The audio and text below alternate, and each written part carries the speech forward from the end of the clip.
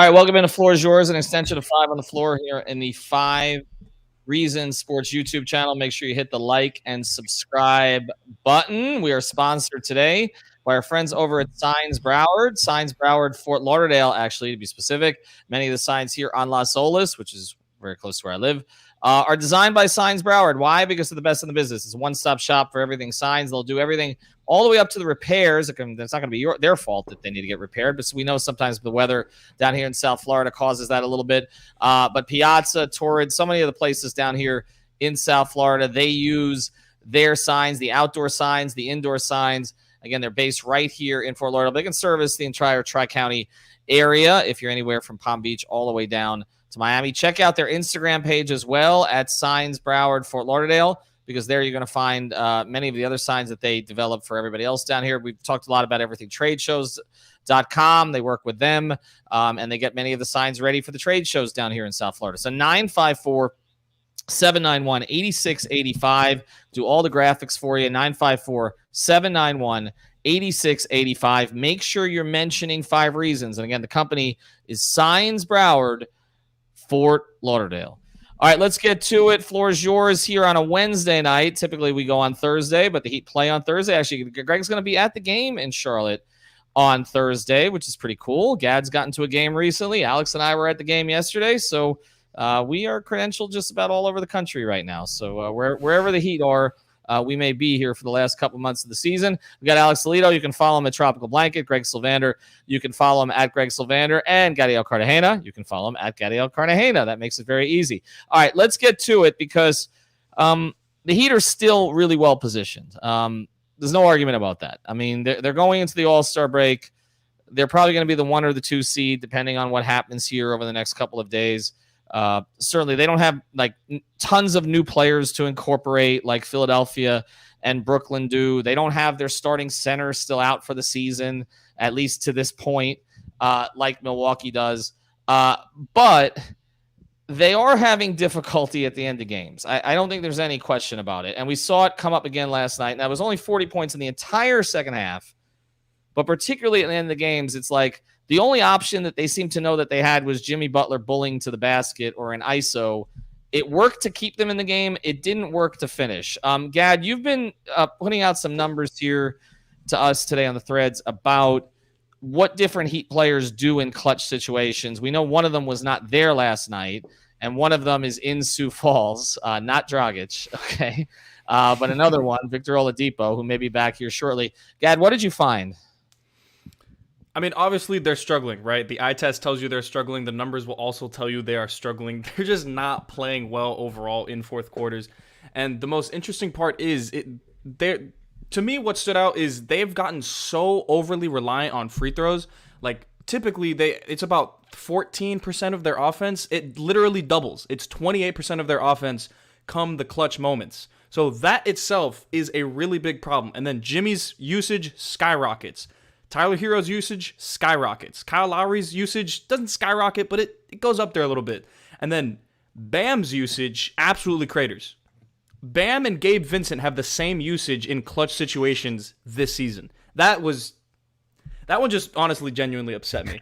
But they're struggling right now. They're struggling to close. They're struggling to get other people involved. It's a lot of ISO ball. A trio of numbers that I found is their 3 highest usage players in clutch situations, which is Jimmy, Tyler, and Kyle, all are creating their own shots for themselves, which in theory would be a good thing if they were good shot creators, but none of those guys are like that right now. Tyler, you could say, is a little bit, and he's actually the one who's sharing the ball the most of that bunch. Kyle Lowry's scoring 80% of his field goals unassisted in the clutch situations. Jimmy's scoring 65% of his field goals unassisted in clutch situations, and Hero is 55% unassisted in those same situations. It's a whole lot of not sharing the ball. The ball's not moving enough. And I mean, our eyes tell us that too, but having the numbers confirm it, yeah, it's a bit of a dumpster fire once it hits the fourth quarter. But this isn't something that's new. If you look at the team that made the bubble run, they actually had a horrible net rating. They were 28th in fourth quarter net rating that season. And then they were first in the bubble. Right. Whatever you want to attribute that to, do as you please, but their Spo always kind of figures things out a little bit. It's just right now they're really, really, really struggling late. But Alex, this is the weird part of this because for like 3.5 quarters, we talk about how this team is too unselfish at times, right? Bam's too unselfish. Jimmy's looking to get everybody else involved. Kyle's not looking for a shot.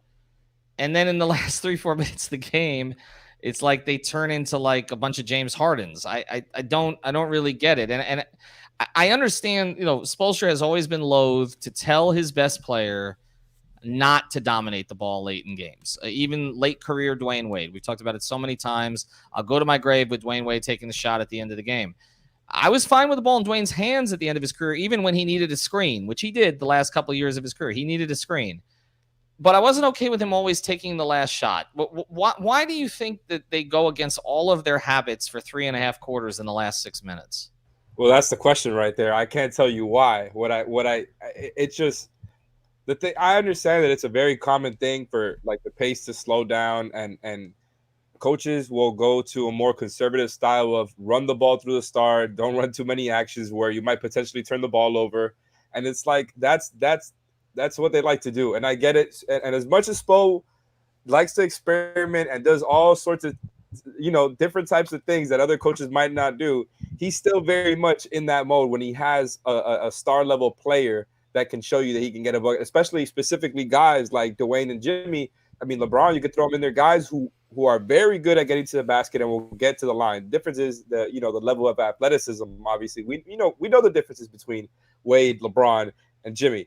I just think it's what you said leading up to that question right there. It's like they play a certain way throughout the whole game where they're looking to get advantages. They're looking to create advantages for all their guys, specifically so that they don't have to do all that work, right? Like they're trying to make it easier on their teammates throughout the whole game, kind of playing throughout playing through that style throughout the game. And then in the fourth quarter, they go and abandon that completely. It's like, I don't understand. Like, you don't really have that much. We don't have that much proof that it's a great option. So like going back to it as a conservative option, I don't know. Like, I'm not there. I just think I understand Jimmy's a really good shot creator, but why stop screening? Why stop moving and cutting? Those things get you easy buckets. I don't know. I think it's defenses get better in that time. They make things harder, but I don't know. Like, there's got to be a middle ground there.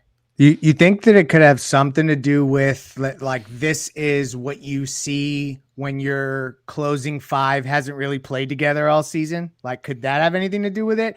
There's a part of me that says maybe no, because it's been consistent no matter what lineups they've had out there all season. But I mean, like, I'm grasping at straws to figure it out, because I think the other thing that's interesting, and Ethan, I'll let you continue to direct traffic here. I don't mean to go Mario Chalmers on the show and just take over, but it's like with guys like Jimmy and Dwayne and LeBron, I think Spoelstra is inclined to trust them late in games because they've proved that they can be pass first, like that they do like to make the right basketball play. So then late in games, it's incumbent on those guys to make the right basketball play. And I just think, like, not to compare 6 to 22, but remember when LeBron was like, I'd make that pass to UD because it was the right play. I think it was in Utah. You've mentioned it, Ethan, in the past. Like, I think maybe we just need to see Jimmy pass out of those situations a little bit more. I never thought I'd say that, but here's the other part of that. Okay, so I'm with you. I think there is a trust level for him to be a playmaker in those situations. But also, Jimmy doesn't have some natural advantages that, say, LeBron had, right? Like, LeBron, if you switch size onto him, like, that wouldn't matter. I mean, unless it was Boris Diaw, in which case, for some reason, he had a mental block with Boris Diaw. But, like, typically, it didn't matter. Like, he would simply overpower the guy, he'd shoot over him, he'd draw the second defender, he'd make the pass. Jimmy doesn't have that kind of natural advantage, and it seems like it's a little bit even less maybe than it was a couple of years ago. And so, now the teams kind of know the book on him, which is get size on him late. I mean, it wasn't just us who noticed it last night. It was everybody. And when I asked Spoelstra the question, he didn't dismiss the question. Like, he answered the question by saying not every team can do that, but there are some teams that can, and we've seen that of late. The one last night, Toronto, and there have been others that if they're just going to switch. Boston, exactly. The teams they've struggled with are teams that can get size on Jimmy in those situations. So he can bowl to the basket against certain lineups, okay, and during certain stretches of the game. But when things condense, He can't. That's one of the reasons, Gad, that I didn't like the late game lineup last night. I understand that Duncan wasn't providing much for you, okay? But PJ was off last night, I thought, in terms of his overall energy. He hasn't had many clunkers. I thought last night was a little bit of a clunker for him. And I didn't think, and I know you're a Gabe guy, and I am too, but with the way Gabe that was struggling, he wasn't giving you space. I feel like at least Duncan a little bit more size than Gabe and more gravity than Gabe for sure. Maybe that might have given Jimmy a little bit more space when some of those switches came, but I didn't think he had a chance last night late in the game, really. Yeah, and I think that's going to be an issue because teams, this is kind of the blueprint that I hate Frank Vogel for, because he started using AD on Jimmy, and that kind of changed the math in terms of how teams guard Jimmy. They put the stronger, more athletic, mobile big on Jimmy, and they say, okay, Bam, we need you. If anyone's going to beat us, it's going to be you beating the mismatch, you bullying to the rim. But we've seen Bam completely get frozen out of these late game lineups, whether that's on Bam, whether that's on Jimmy, whether that's on Spo, whoever it may be. They have to get him involved because you have Jimmy who's capable of bullying his way to the basket against those smaller guys or those slower guys. But if someone can kind of do a little bit of both with him, it's an issue. So what you need is Bam to be able to, because teams aren't going to have two mobile, strong, athletic, tall bigs that they can just throw at people. That's part of why Milwaukee absolutely blew us out. They had PJ and Giannis in addition to all their other defenders. It was an issue. But not a lot of teams have that right now. So you need to have Bam be completely comfortable asserting himself against pretty much anybody else that isn't a perfect defender for him the way that Jimmy normally does. Because Maxi Kleber, he might not be highly touted, but he's a really, really good defender. He was the only really good defender on the floor, in my opinion, in terms of guarding Jimmy and Bam. I think it's a matter of activating Bam because he's just completely out of his late game offense. I have some pretty staggering field goal distribution numbers that we can get to at some point. Go with it, because you sent it out to us on the thread today. Okay, so this, I'll do the first 15 games, the last 15 games, because the entire season is kind of wishy-washy because we haven't been completely whole. But over the last 15 games, the Heat have faced 9 clutch situations. In these situations, the field-goal distribution is as follows. It's going to be Tyler Hero with 17 shots, Jimmy Butler with 16 shots, PJ Tucker with 5, Gabe Vincent with 5, Bam Adebayo with 3. Ugh. Yep. I mean, that pretty much says it all. I mean, we've talked about the evolution of Bam, and the shots are coming early. He's getting them early. I mean, Alex, I turned to you yesterday and I was like, did he take a shot after the third quarter? Right. Because, and I know what you said to me. Actually, it might've been Brady that said to me too, on the podcast, where he was like, you got 19. I mean, that's a good night. I think you said the same thing, but the 19, but then you don't get anything late.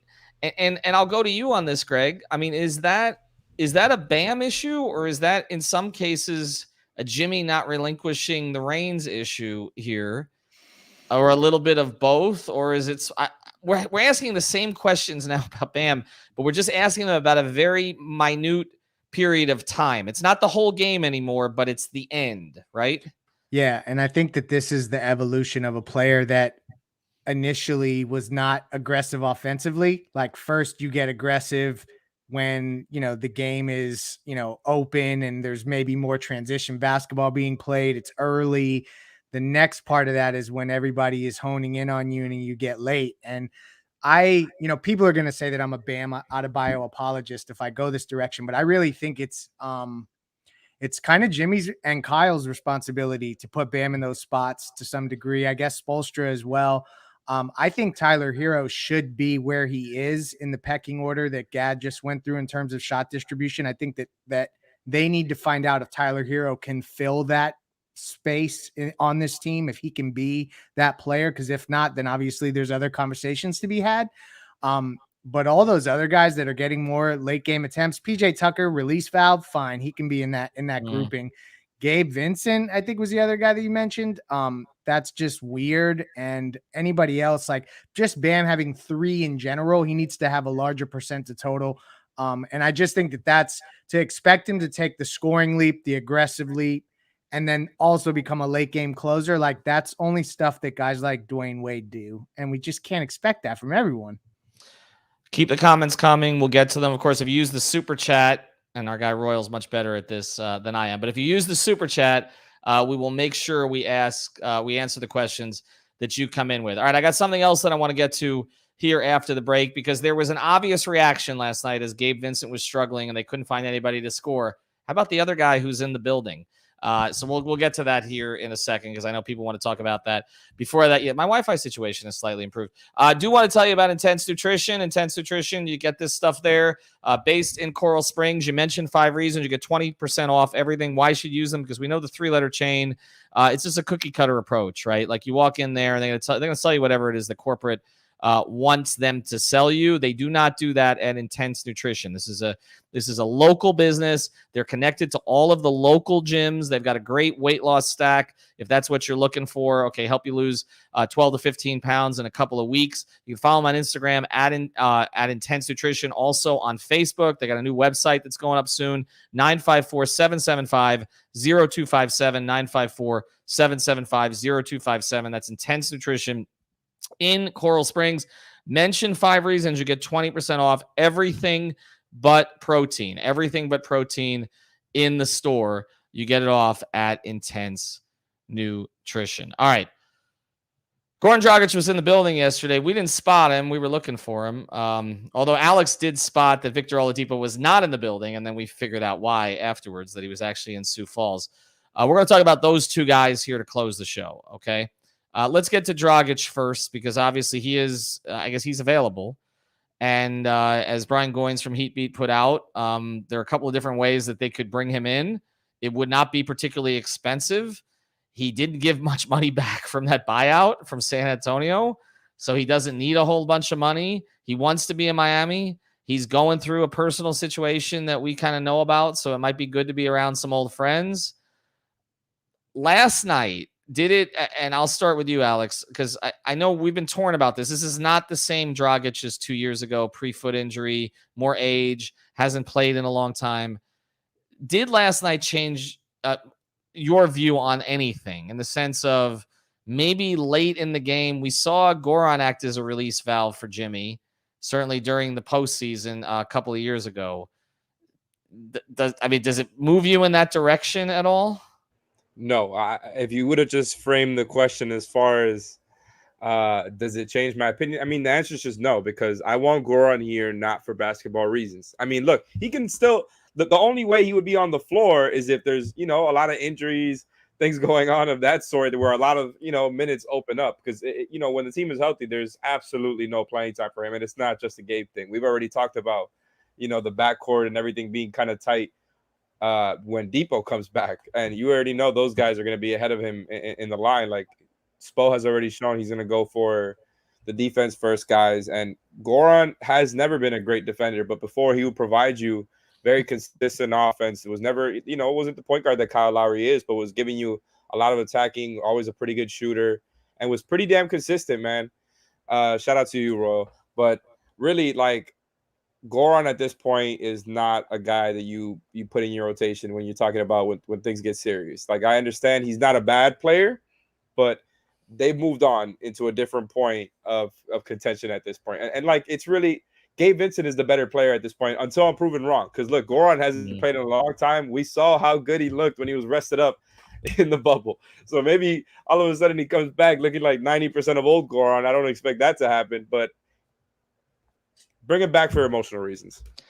We talked on Before Floor yesterday, Gad, about different returns to the Heat. That you had the Zoe return to a specific role behind Shaq, and that paid off in Game 6 against Dallas in a huge way. You had the Dwayne return, which was mostly sentimental, but there were moments. Obviously, Philadelphia, he won them the one playoff game they won against the Sixers. He beat them in the regular season. He had moments, okay, even though that last year kind of just turned into a Dwayne retirement tour instead of a real basketball season. And then they probably a little bit before you were following as closely, Steve Smith came back, Eddie Jones came back. Those things, those things didn't look too good. People wanted Mario Chalmers to get on the floor this year. I just have a feeling that it was probably better that he didn't. I mean, no love. I mean, much love for Rio, but my guess is, you probably want to keep the memories that you have of him. You're a Gabe Vincent guy. We know that. I mean, what does Michael Beasley third return comes in from Sean Rochester? Was it 3? I thought it was 4. It was 4 total, right? It's 3 returns. No, I'm saying they need a 4. So I mean, he's right. Well, there. no, for you, they need a 10th. They need a 20th. They need a 30th. I mean, the reality is Beasley probably could provide more of what they actually need than Dragic could, just from a positional standpoint. But I am not going down that road. But Gad, as a Gabe Vincent guy, your thoughts? I don't think that Goran is going to be a guy that would see playoff minutes, but Ariel brought this up yesterday, and he made a fantastic point. He said it much more eloquently than I could probably say it. But, well, he's Canadian. Yeah. Whatever that means. So, yeah, no. Goran is just... He's probably better than anybody else on the buyout market, and I feel like at this point, you're really just playing keep away from the Bucks or the Warriors or whoever it may be, the Clippers maybe, just pretty much anybody else that would want to get him.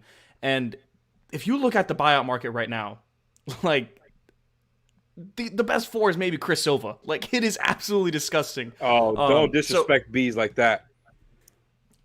Listen, I'm just saying we completely omitted Chris Silva. We completely omitted Chris Silva's return this year, but yeah, I'm with bringing Goran back. Like, I'm a Gabe guy. But there's obviously going to be some situations where I think Goran could actually provide a little bit more, assuming that he's probably as good as he showed last year, considering he's rested up. But he's a god-awful defender at this point, and there's just a lot of the little things that this team does really well, he doesn't really do well.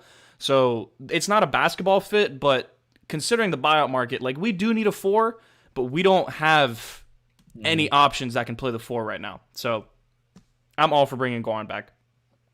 I think they'd be interested in bringing him back, but I really think there's just so much more opportunity in Milwaukee to play, and he would be coming here if he stays in Miami. We won't say if he comes to Miami because he's already chilling there every damn game he's there. He's a season ticket holder. You think Mickey hooks him up with seats, or does he pay for seats? Does he have to go on Ticketmaster to get tickets?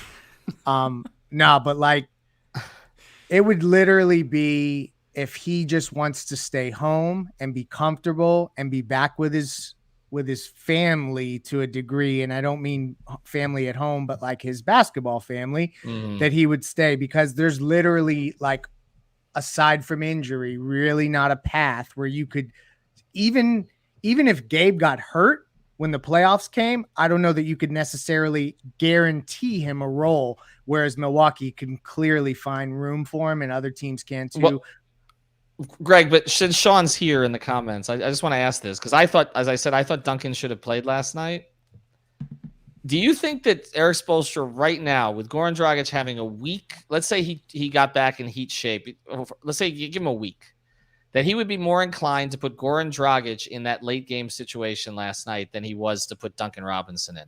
Because he actively avoided putting Duncan Robinson in that game. I'm sorry. Look, and I agree with Sean generally about why Duncan doesn't play in the 4th, because you need shot creation and you need players who won't get hunted. And so that's not really his role. And I've talked about that. Duncan has a role for the first few minutes of the first quarter, first few minutes of the third quarter. But last night, there were no other options. I mean, like, if my thing is, if Spo wasn't going to play Duncan last night, okay, when Gabe was 1 of 9 from the field, when they had size all over the floor on Dallas, when PJ really didn't have it going, he's not going to play Duncan at all in the last 5 minutes. Like, that last night was the game. And actually, when Alex and I were sitting there and I turned to Alex, I said, I'd go with Duncan here. And you said he'd probably go with Gabe, and you were right. I changed my mind like 2 minutes later.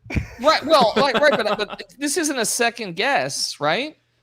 Yeah, see, I agree with Sean. Sean poses Goran gives you ball handling and probably about equal defense, so I'd say Goran closes last night.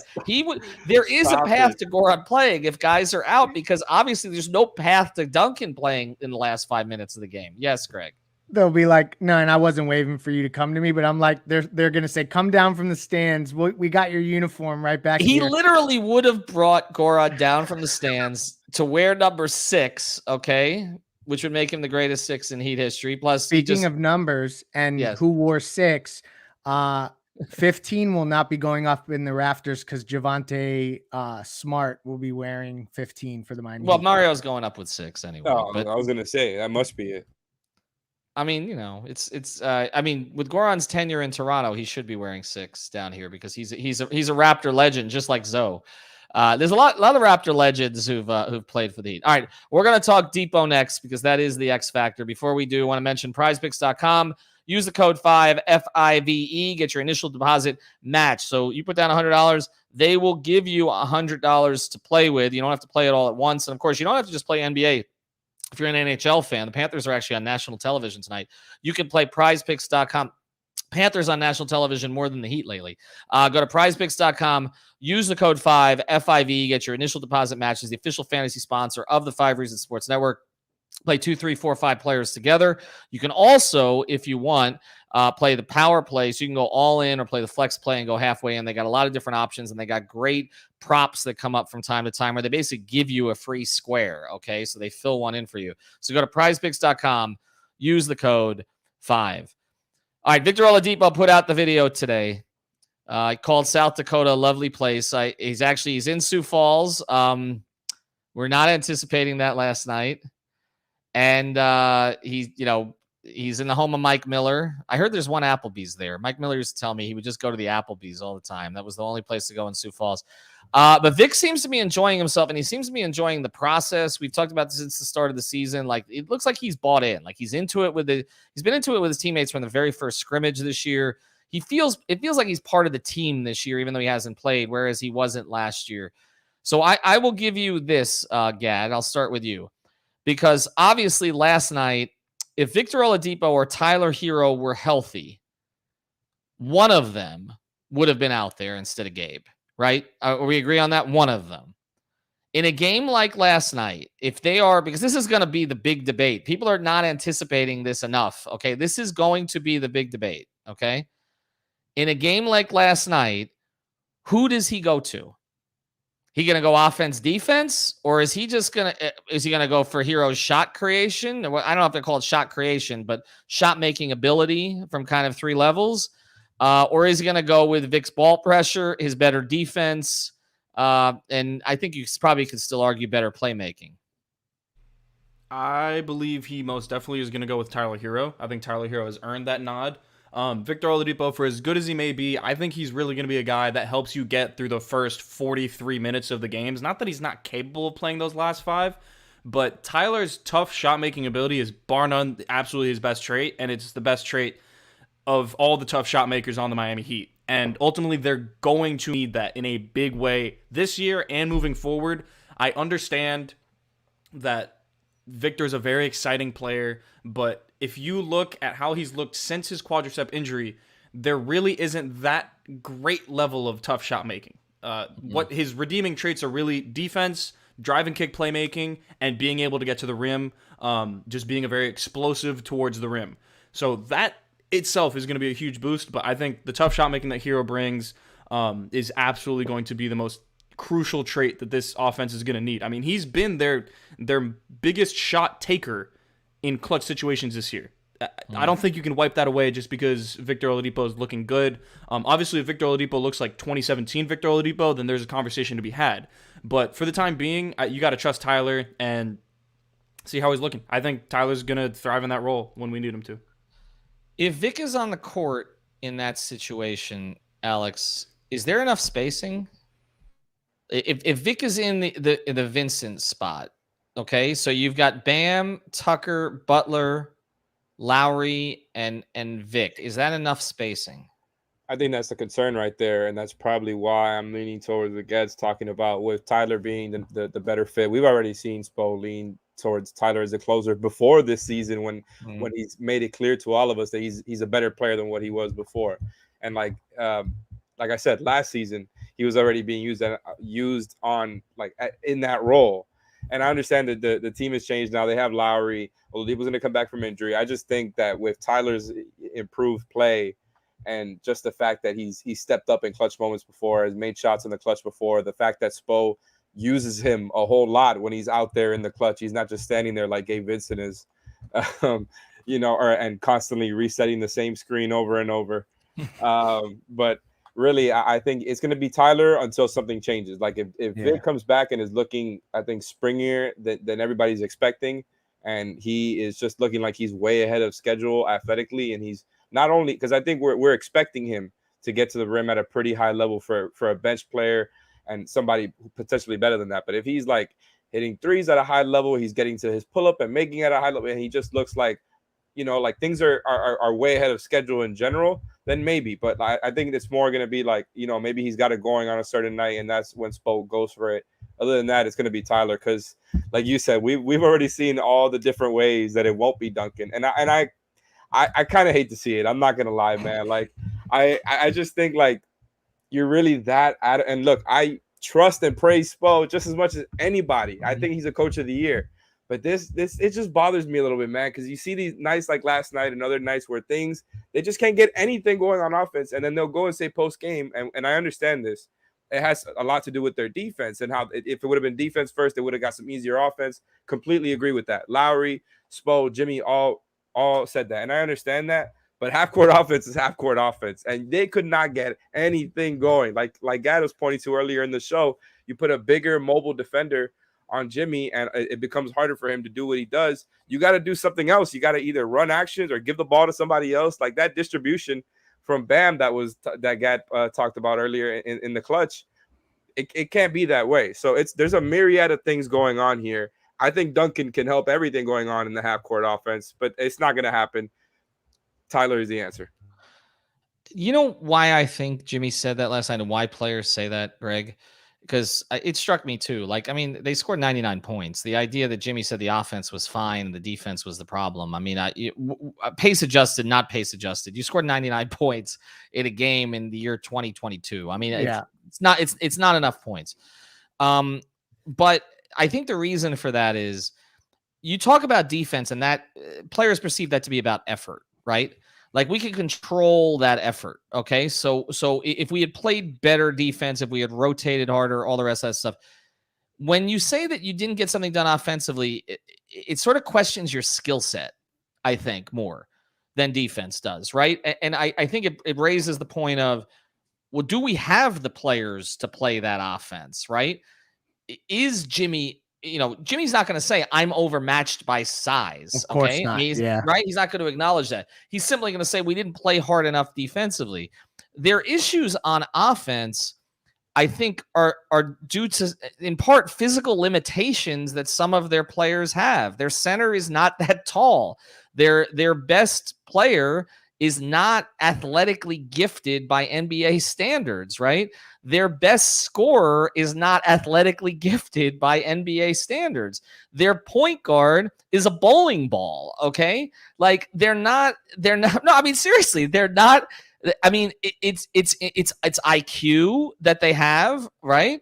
It's hit that like button, right? It's IQ, it's experience, it's emotional intelligence that they play with, it's teamwork. But it's not, they don't have players to just overwhelm you offensively. There's no Kevin Durant on this roster. There's no Kyrie. That's the reason that team still scares people, even though I still think they're going to implode with some of the holes that they have on that roster. Right. So I feel like that's it, Greg. They don't want to acknowledge that offensively, like they don't have overwhelming talent. Defensively, they do, but offensively they don't. You're right. And they're never going to say it. I mean, especially Jimmy, like they were down in the finals and he's like, we're still going to win this thing. Like, like that's like, and that's what makes Jimmy great, is that he genuinely believes that stuff. But to not point to the offense last night, I mean, they average 109 a game. So that's 10 points under their average. So they're not like, that's not even their good games. That's just their average. And so to me, I don't know. I think that this is, again, we're going to go back to this. It's a call for Bam Adebayo. Like I don't know how else to frame it, because it's inevitable that when we get to the playoffs, they're going to put Giannis on Jimmy. That's what's going to happen. And then they're going to just say, okay, let's see if Bam can beat us. And like, yeah, Boston, they have trauma that they have to block because Bam killed them, but Milwaukee doesn't necessarily have the same traumatic experiences. So they're going to let Bam prove that. And so it's going to be a calling card of his, but it's interesting that the one thing that they could use late in games, the shot creation, the doing stuff off the dribble. Oladipo, he can do those things. So even if he can't play 31 minutes and be efficient and do all the things he used to do, if he can just be a microwave for 14 minutes a game, there can be a role for him. And I know it sounds weird for a guy to like not be a primary player and then come in and you're running plays for him late in games. But I think that there's a balance to it that he can actually end up plugging in, as to Alex's point, like on nights when he's feeling it, you can actually use him in that way. All right. I want to thank everybody for watching today. I want to thank Gad for joining. You're going to hear Gad a little bit on 5 on the Floor on the podcast feed, although this is probably going to go on the podcast feed as well. We're going to bring Culture Minutes there as well. We're stealing it, Royal. Okay. We're stealing it. We're borrowing it. I'm sorry. We're borrowing it. Okay. And that's fine. And I'll make sure that, the super chat money gets where it should. So $3.33 for each of you guys. I don't know what's that, Big Mac and a side of fries. What about that last cent, Ethan? What about the last cent? I'll take the last cent. Come on, man. I'll take the last cent. All right. Thanks to everybody for joining us today. Make sure you hit like and subscribe. Also, as we speak, Six Rings Canes still going on the channel, or you can catch it from the beginning. That show's been taken off of late. So check out Vishnu and Danny and Jazz and the rest of our Canes crew there. On the channel. Hit like, subscribe. I'll be back with Starting 9 tomorrow, a little bit later than 9 o'clock, but I will be back with Starting 9. Check out the Vinny Goodwill episode here as well. And thanks to our sponsors, Intense Nutrition, 20% off. You mentioned 5 Reasons. Signs Broward, Fort Lauderdale, and also prizepicks.com. Use the code 5. Have a good night, everybody.